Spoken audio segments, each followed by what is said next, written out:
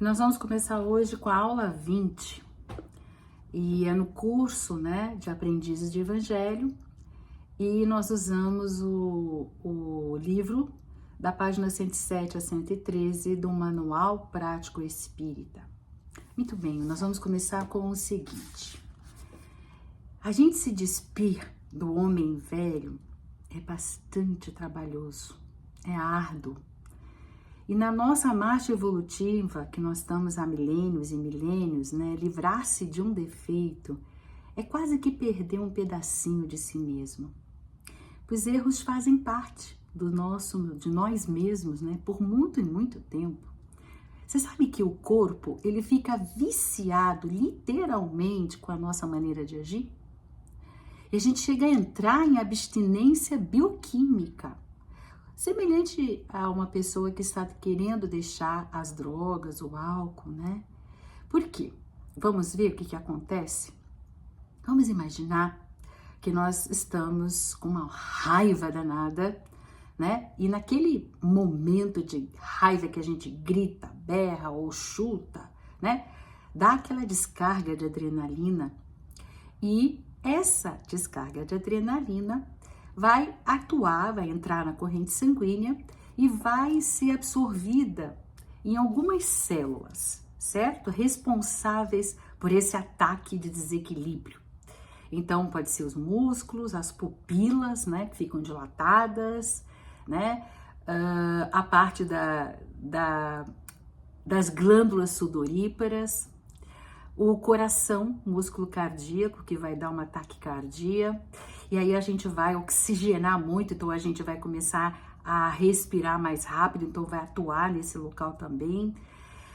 Ou seja, o que acontece? Nós temos receptores para essa adrenalina, em alguns lugares que vão corresponder àquele ataque de raiva.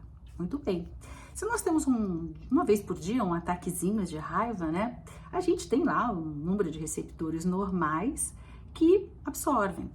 Mas se a gente tem 10 vezes por dia, mais que 10 vezes, o que acontece, Essa quantidade de adrenalina, ela não tem receptores o suficiente nas células.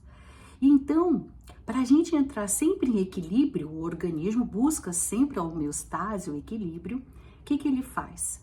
Ele faz com que as novas células que vão substituir essa venham com mais receptores para adrenalina, já que é, a nosso dia a dia de muita adrenalina, porque ela não pode ficar aí no nosso sangue, porque ela lesa o cérebro. Então, o organismo faz isso. A gente tem uma tendência a mudar de células a cada 9 meses, Muito bem. Vamos supor que a gente, fazendo esse curso de aprendiz de evangelho, ou indo numa igreja evangélica, ou indo em algum lugar, conversando, lendo, a gente toma uma decisão e muda, essa maneira de ser. E aí, as 10 vezes, cai para 1 ou 2 vezes. O que acontece? As nossas células estão cheias de receptores e elas sentem falta dessa adrenalina em excesso. E aí, até que troque novamente, durante uns 9 meses, nós precisamos ter bastante postura de decisão, perseverança para continuar. E vamos sofrer, sim, a abstinência, os sintomas da abstinência. Pois é, a gente é viciado na nossa maneira de ser, Muito bem. A gente precisa quase de 9 meses, Lembra quando a gente começou a despir do homem velho e fazer um homem novo, É quase um nascer de novo, é quase uma gestação. Por isso, a gente precisa perseverar nesse novo eu, nessa nova forma de ser. E hoje nós estamos aqui para a gente retirar mais 4 véus que encobre de nós, cada um de nós, vermos a transparência dos verdadeiros valores de Deus em nós. E hoje nós vamos falar sobre a intolerância, a impaciência e a negligência e ociosidade. Então, estamos sendo convidados, todos, para nós entrelaçarmos as nossas mãos, as mãos de Jesus, e vamos aí escalar a montanha de imperfeições com bastante coragem, determinação, mas a gente precisa de muita humildade e amor próprio, amor a nós mesmos. Então vamos lá? Intolerância é ser intransigente. O Ney Pietro, neste livro, nos indica alguns traços que nos passam muitas vezes desapercebidos. Por exemplo, a austeridade. É quando a gente é muito severo, chega ao cúmulo de ser grosseiro no nosso comportamento, principalmente com o outro. Geralmente com a família, mas também acontece na nossa vida profissional, com os nossos amigos, né? Pois é. A severidade exagerada. Geralmente quando nós estamos em condições de mando, como pais diante dos filhos, ou até adultos com os nossos avós, os pais que já estão idosos, dependentes de alguma forma de nós mesmos. Olha aí, muitas vezes nós somos severos, né? Com a empregada doméstica, quando estamos no trabalho, né, como chefes, então com os funcionários, quando professores com os alunos, nós perdemos o controle emocional e aí repreendemos violentamente. Ney Pietro continua a rigidez exagerada, né? Quando a gente passa castigos, penalidades desproporcionais, faltando mesmo com a caridade, né? Interessante que no livro Palavras de Vida Eterna, Emmanuel, ele diz assim: no padrão de Jesus, a justiça, ela não agrava os problemas do devedor. Ele diz assim, ele recomenda a compaixão sem furtar-lhe a possibilidade de reajuste. Quer dizer, a pessoa vai ter a possibilidade, mas não precisa que a gente, né, piore aquela situação. E eu acho isso maravilhoso, porque ele termina, Emmanuel, nesse capítulo lá do Palavras de Vida Eterna, ele diz assim, para aquele que tomba na estrada da vida, basta o ferimento da queda. Que lindo, né? E aí me faz me lembrar de um conto chamado O Poder da Doçura. Conta que um homem, ele estava andando assim no campo, e aí ele começou a perceber um riozinho pequenininho, começando e aumentando, e ele foi acompanhando esse rio até que deu uma enorme cachoeira. Aí ele olhou, tinha uma gruta. Nessa gruta as pedras eram lindas, ele entrou naquela gruta e ele ficou encantado com todas aquelas pedras lapidadas, né, pela água. E aí ele viu uma placa, iluminou e leu, né, nessa placa do escritor Tagore, Prêmio Nobel de Literatura de 1913. E lá estava escrito assim: não foi o martelo que deixou perfeitas essas pedras, mas a água, com a sua doçura, a sua dança e a sua canção. Continua ele no final, onde a dureza só faz destruir, a suavidade consegue esculpir. Percebem?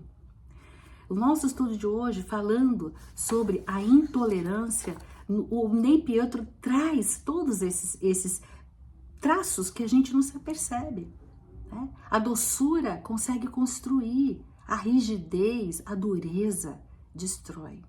Continua lá Ney Pietro no número 4. Rispidez e maus tratos. E principalmente com aqueles com quem a gente mais convive, né? E a gente dá aquela desculpa, eu não posso deixar fulano montar em mim, nada de liberdades. E com essas desculpas, a gente acaba sendo ríspido e fazendo maus tratos mesmo com as pessoas que caminham conosco. O quinto que o Ney Pietro nos lembra é não aceitação e incompreensão do erro de alguém, né? Fazemos comentários depreciativos que muitas vezes humilham aquela pessoa. Julgamos e aí trazemos lágrimas de tristeza, que piora ainda mais aquela situação, afunda a pessoa mais ainda, pode até envergonhar aquela pessoa ou até trazer revolta. No Evangelho, né, nós temos que ele nos lembra para a gente usar a força do Espírito e nunca e jamais o Espírito da força. Jesus era todo doçura, bondade. Nós ainda, né, procuramos ser compassivos. Nós estudamos, lemos, queremos ser compassivos, generosos, para que algum dia a gente pode ser doce como Jesus é. Veja bem, a generosidade quer fazer o bem ao outro, certo? Mas a doçura se recusa a lhe fazer um mal. Pois é. é para a gente pensar, né? E aí, no quinto traço que Ney Pietro traz para a gente sobre a intolerância, é prazer em denegrir, por incrível que pareça. Quando nós colocamos à mostra os defeitos dos outros, às vezes até ridicularizando, aí a gente percebe que a gente é intolerante, né? Porque o intolerante, ele vê sempre o lado ruim de todos. O intolerante está sempre irritadiço, critica tudo e a todos. E por quê? O que a intolerância denuncia psicologicamente? O que está escondido no inconsciente de nós mesmos quando nós não queremos tomar ciência dessas coisas? Vamos lá? Fraqueza, insegurança e covardia. Então, cuidado. Toda vez que a gente estiver fazendo esses comentários denegrindo a outra pessoa, nós estamos sendo fracos, inseguros e covardes. Apontamos nos outros aquilo que mais incomoda em nós mesmos. Tá aí o Jung, que nos fala sobre o fenômeno da projeção, que a gente projeta, a gente joga para fora, iludidos, com aquela falsa impressão, aquela sensação ilusória de alívio, porque a gente identificando no outro e comentando para todos, a gente fica com aquela sensação de que nós não temos aquele problema, né? E sabe o que acontece? A gente vai achando por aí. É um espelho. A gente vai se vendo nos outros em todos os lugares aonde a gente vai passando. E cuidado, que o orgulho, diz o Ney Pietro, não permite que reconheçamos em nós. E isso vai fazer com que a gente não cresça, né? Passando para o segundo, impaciência, o segundo véu, né? Vamos lá. Tudo que nos cerca se faz com paciência. Emmanuel diz o seguinte: esperando de nós mesmos o que nos cabe fazer da nossa pequena parte na orquestra universal. Lindo, né? Tudo no mundo é harmonia. Se nós percebemos uma semente até chegar à árvore, tem um tempo, tem que ter paciência. Aquele filete de água que nós falamos, né, que gira uma Niagara Falls, precisa ter paciência, né? Aquela coisa de pouquinho por pouquinho. E o Pai, Ele espera de nós o trabalho que nos foi dado a realizar. Então, nós não devemos esperar o momento favorável, o ambiente favorável para a nossa autoeducação. Os céus esperam pacientemente que nós façamos o primeiro passo, para depois aquelas muitas mãos invisíveis nos ajudar neste grande empreendimento de luz. Nós não estamos caminhando sozinhos, mas a impaciência denota em nós o desconhecimento real e verdadeiro da espiritualidade, né? Ney Pietro nos pontua alguns aspectos indicativos de que nós somos impacientes. Vamos lá? Toda vez que a gente estiver inconformados, né? Ou seja, a não aceitação de um desejo que não se realizou do jeito que a gente queria, a precipitação, quando não aguardamos a hora de Deus, né? Tem uma pastora chamada Camila Barros, e às vezes eu gosto de escutar o que ela diz. E ela fala assim, é o Pai, né? É Deus falando pra gente, o nosso Pai Celestial falando pra gente, né? Ela diz assim, o Pai Celestial fala, não significa... O que ele diz? Peraí. O Pai Celestial fala assim, o meu silêncio não significa a minha ausência. Que lindo isso, né? O meu silêncio não significa a minha ausência. E ela continua, é quando você não sabe para onde vai, é que eu te mais conduzo. Que lindo isso, né? Então, quando a gente anda precipitado por aí, a gente está perdendo essa conexão com Deus, esquecendo que Ele está ciente de tudo que está acontecendo à nossa volta e que ninguém, como diz o livro É a Próxima Dimensão, Dr. Inácio Ferreira, ele diz assim, ninguém sofre um minuto a mais que não seja para proveito próprio. Então a gente tem que tomar cuidado, porque saber esperar é tão importante quanto agir. Quem age precipitadamente resolve o problema sempre pela metade.